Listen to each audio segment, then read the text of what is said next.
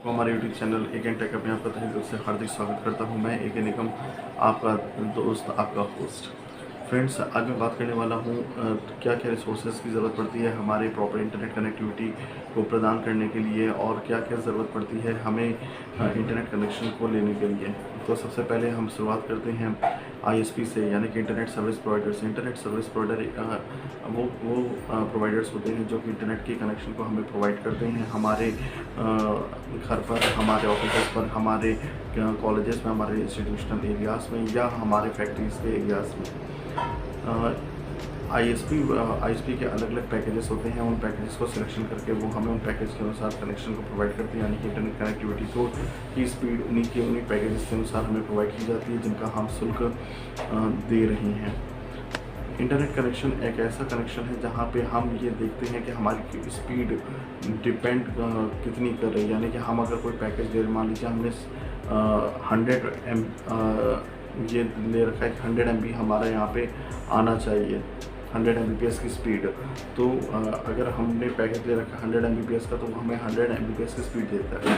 लेकिन 100 Mbps में भी बहुत सारे ISP होते हैं जिसमें 100 में कभी कभी 98 या 95 भी स्पीड चली जाती है, और कभी कभी 100 से ऊपर यानी 105 तक भी स्पीड चली जाती है।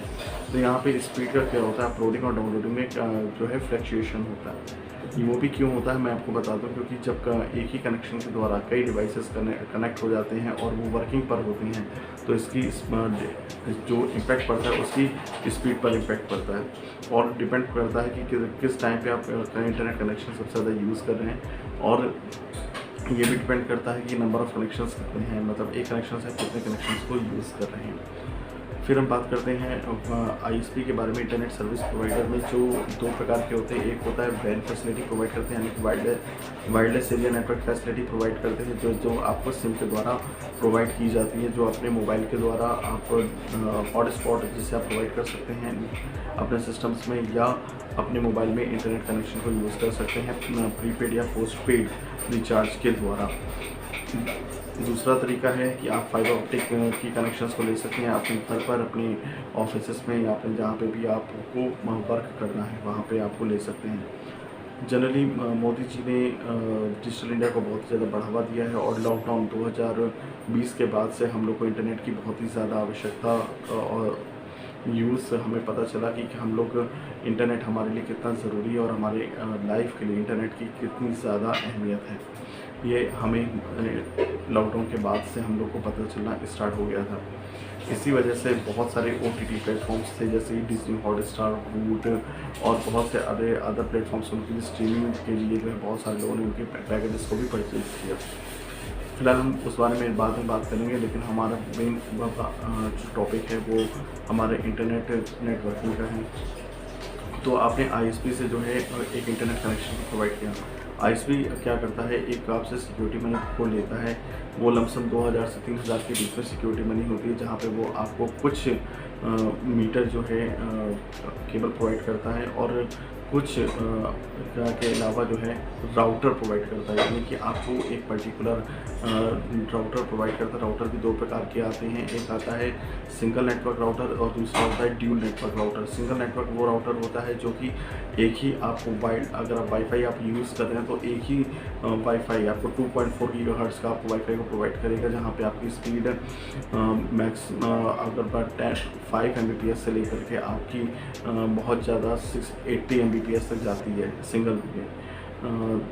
और फिर फिर आता है, सेकंड में आता है ड्यूल आता है, फिर आता है ट्रिपल आता है। लेकिन ट्रिपल वो बहुत Gbps की स्पीड में यूज़ किया जाता है, इसलिए ट्रिपल के बारे में बात नहीं करेंगे, क्योंकि ट्रिपल जनरली जैसे नासा हो गई और बड़ी बड़ी रिसर्च लेबोरेटरीज़ होती है, वहाँ पे ट्रिपल यूज़ किया जाता है, क्योंकि वहाँ पे बहुत ही हाई स्पीड कनेक्टिविटी की ज़रूरत पड़ती है।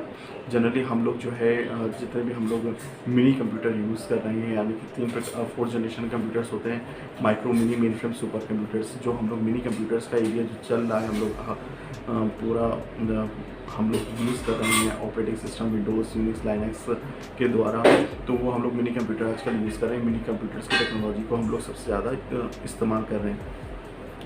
तो उस टेक्नोलॉजी के अनुसार हमें ये देखना है कि हमारा जो राउटर है, सबसे बड़ी बात है ड्यूल बैंड विजिट राउटर होना चाहिए, जहाँ पे 5 गीगाहर्ट्ज़ का आपको मिनिमम कॉन्फ़िगरेशन होना चाहिए, जहाँ पे वो आपको 100 Mbps से लेकर के 300 Mbps की स्पीड को ये प्रॉपर सपोर्टेबल होना चाहिए, जहाँ पे आप हो सकता है कि आपकी 1000 Mbps की स्पीड भी ये जो है सपोर्ट करने के लायक होता है। बहुत सारी कंपनीज होती है जहाँ पे आप राउटर्स को परचेज़ कर सकते हैं, जैसे कि डी-लिंक हो गया, टेंडा हो गया, और भी अदर कंपनीज है जो कि राउटर्स को प्रोवाइड करती हैं। वैसे आप जिस कंपनी का आप ISP यानी इंटरनेट सर्विस प्रोवाइडर का कनेक्शन ले रहे हैं, तो वो अपनी कंपनी का जो है जो अथराइज्ड डिस्ट्रीब्यूटर है उससे वो आपको ले करके जो है राउटर प्रोवाइड करता है। और अगर आप उसकी कंपनी के राउटर से सेटिस्फाई हैं तो आप अलग से राउटर लगवाने की कोई आवश्यकता नहीं है आपको, क्योंकि वो आपके पैकेज के स्कीम के हिसाब से वो राउटर वो इंस्टॉलेशन करते हैं आपके वर्किंग प्लेस में, जहाँ पे आप उस राउटर के द्वारा आप प्रॉपर इंटरनेट कनेक्टिविटी को पा पाते हैं। राउटर की भी रेंज जनरली 20 मीटर की होती है ऑन द एयर, मतलब अगर आप बंद में रखते हैं राउटर को तो उसकी सिग्नल वेव्स कम हो जाती हैं, वो ज़्यादा आगे तक नहीं बढ़ पाती। जबकि आप राउटर को खुले में रखते हैं तो उसकी मैक्सिमम जो रेंज होती है वो 20 मीटर की होती है जनरली राउटर्स की। और हाई रेंज के भी राउटर्स मार्केट में अवेलेबल हैं, वो आप मार्केट से आप परचेज़ भी अलग से कर सकते हैं। तो होता क्या है कि आपने राउटर ले लिया, एक इंटरनेट कनेक्शन ले लिया, आपको मान लीजिए कई सिस्टम चलाने हैं एक सिस्टम से।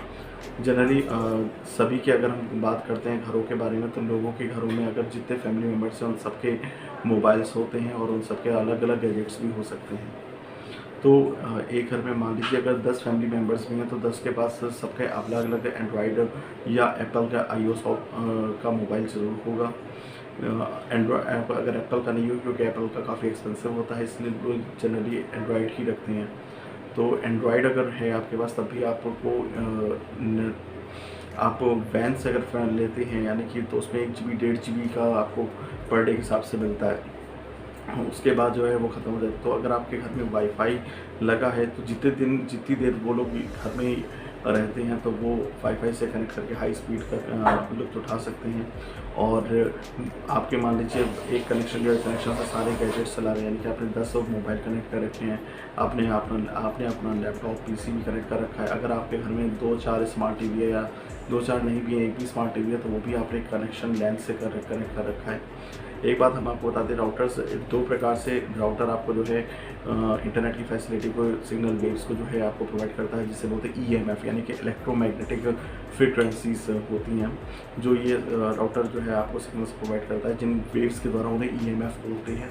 इन EMF का सबसे अच्छी बात यह है कि आपको इलेक्ट्रोमैग्नेटिक फ्रिक्वेंसीज़ के द्वारा जो है ये जो सिग्नल्स प्रोवाइड किए जाते हैं, इनकी फ्रिक्वेंसी हर्ट्ज़ में होती है। गीगाहर्ट्ज़ में पहले तो मेगाहर्ट्ज़ चलता था, लेकिन मेगाहर्ट्ज़ बहुत छोटा होता था फ्रिक्वेंसीज़ में, इसलिए जो फ्रिक्वेंसी प्रोवाइड की जाती है वो गीगाहर्ट्ज़ में प्रोवाइड की जाती है। और इसी के अनुसार जो है आपकी ये देखा जाता है कितने Mbps की स्पीड आ रही है।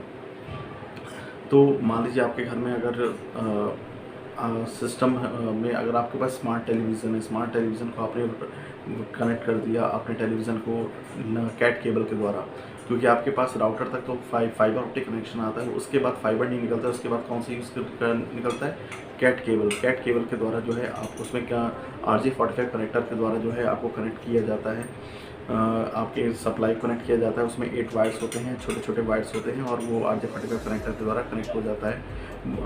वो आउटपुट लैन बोलते हैं, मतलब कि आउटपुट फाइबर क्या होता है, इनपुट होता है, और जो कैट क्या होता है, आउटपुट होता है, यानी कि वो उससे सिग्नल वेव्स बाहर निकलते हैं जो आउटपुट डिवाइसेस के साथ जाकर के कनेक्ट हो जाते हैं।